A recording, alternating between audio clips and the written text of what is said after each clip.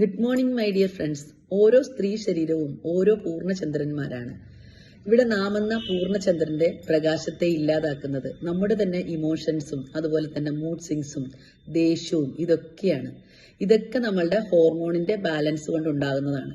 അപ്പം ഇതൊക്കെ ഇല്ലാതാക്കണമെങ്കിലും ഇതിനൊക്കെ പ്രിവെന്റ് ചെയ്യണമെങ്കിലും നമ്മൾ തന്നെ നമ്മുടെ ശരീരത്തെ ഉപയോഗിക്കണം. അതിനു വേണ്ടിയിട്ട് നമ്മൾ ഡെയിലി യോഗാസനങ്ങൾ പ്രാക്ടീസ് ചെയ്യുകയും അതുപോലെ തന്നെ പ്രാണായാമങ്ങൾ പ്രാക്ടീസ് ചെയ്യുകയും ധ്യാനം പ്രാക്ടീസ് ചെയ്യുകയൊക്കെ ചെയ്യുമ്പോൾ നമ്മളുടെ ശരീരത്തിന് അമേസിംഗ് ആയിട്ടുള്ള റിസൾട്ടാണ് ഉണ്ടാകുന്നത്.